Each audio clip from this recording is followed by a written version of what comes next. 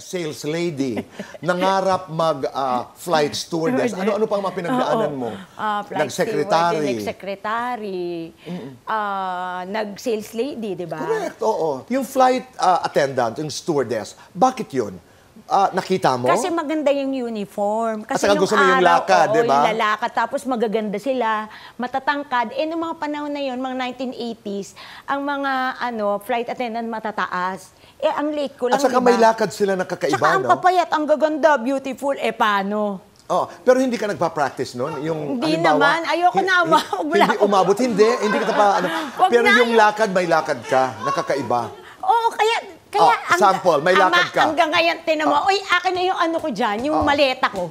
Kaya parati akong may trolley na dala. Kaya ako parati itatanong ko pa naman sa'yo yun, kung bakit lagi kang may trolling kasi dala. Kasi nga, dream ko maging flight attendant.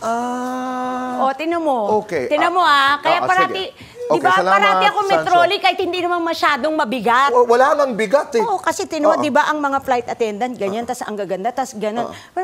Chika, chuba. Kineme. Di ba ganyan sila sa airport? Tas ang ganda-ganda nila. Dito. Di ba, ganun sila. Kaya ako feeling ko, flight attendant ako parati. I'm sorry. Ganun. Ganda.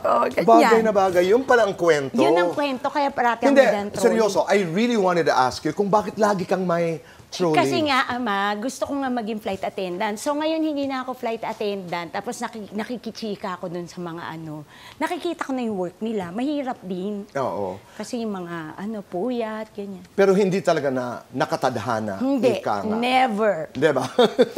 Nakatadhana talaga ako para maging artista.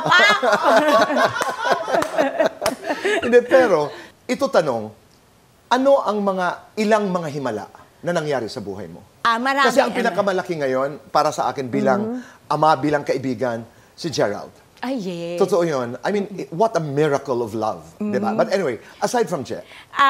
Siguro, ang isa talaga, pati ito sinishare din to ni Brother Bo, yung showing ng Tanging Ina. Kasi, syempre, ito po yung di ba, launching film ko. Syempre, parati ako nagpe-pray sa Baclaran, Mama Mary, sana po ganyan, sana po kumita, maging blockbuster po yung pelikula ko.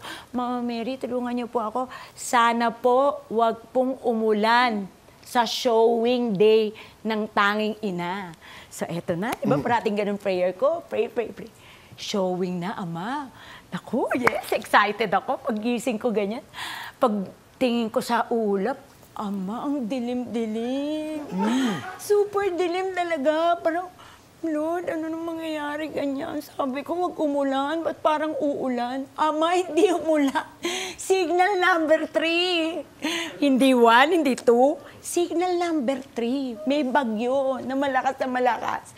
Nakakaloko. Sabi ko, siguro hindi talaga ako pang bida, keme-keme, ganyan. Siguro talagang may ibang plano si Lord sa akin.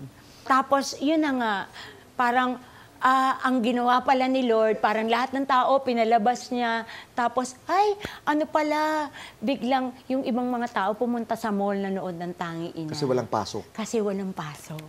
Yung pala yung way niya. Naiyak tuloy ako. I know. It became the biggest hit of that season. Hindi, marami pa.